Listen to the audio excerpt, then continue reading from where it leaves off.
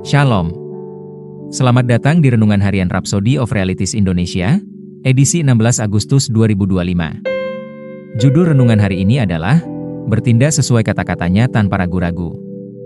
Ayat Alkitab pembukaan kita terdapat dalam Yohanes 2 ayat 5, yang berbunyi, Tetapi Ibu Yesus berkata kepada pelayan-pelayan, Apa yang dikatakan kepadamu, buatlah itu. Dalam Yohanes 2 ayat 1-11, Alkitab menceritakan kisah luar biasa tentang mujizat pertama yang dicatat dari Tuhan Yesus yang terjadi di sebuah pesta pernikahan di Kana di Galilea. Saat perayaan sedang berlangsung, mereka kehabisan anggur, situasi yang dapat mempermalukan tuan rumah. Maria, ibu Yesus, berpaling kepadanya untuk mencari solusi. Meskipun sang guru berkata kepada Maria bahwa saatnya belum tiba, Maria memberikan nasihat iman yang mendalam kepada para pelayan. Dia berkata, "Apa yang dikatakan kepadamu, buatlah itu." Yohanes 2 ayat 5. Tuhan Yesus kemudian memberitahu para pelayan untuk mengisi 6 tempayan air besar dengan air. Tanpa bertanya, mereka patuh, mengisinya sampai penuh. Kemudian sang guru berkata, "Sekarang cedoklah dan bawalah kepada pemimpin pesta." Yohanes 2 ayat 8. Sekali lagi, tanpa ragu-ragu, mereka mengikuti perintahnya. Ketika pemimpin pesta mencicipinya, ia terkagum-kagum dengan rasa anggur yang nikmat itu, tanpa tahu dari mana asalnya. Air yang tadinya biasa telah berubah menjadi anggur yang paling nikmat. Ini menunjukkan pentingnya bertindak berdasarkan firman Tuhan. Contoh mencolok lainnya terlihat dalam Matius 17 di mana Tuhan Yesus memerintahkan Petrus untuk pergi ke laut, melempar kail, dan mengambil ikan pertama yang muncul.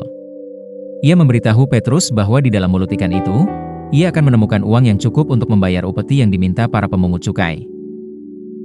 Petrus tidak berkata, "Guru, itu tidak mungkin." Sebaliknya, tanpa meragukan atau mempertanyakan logika dari perintah tersebut, ia hanya bertindak dengan iman.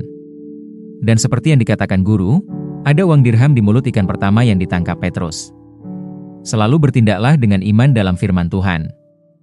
Jangan mencoba untuk merasionalisasi perintah ilahi.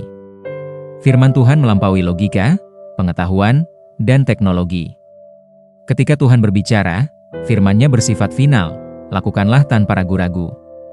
Dalam firman dan perintahnya terletak mujizatmu, kesaksianmu, persediaanmu, kedamaian, sukacita, dan kemenanganmu.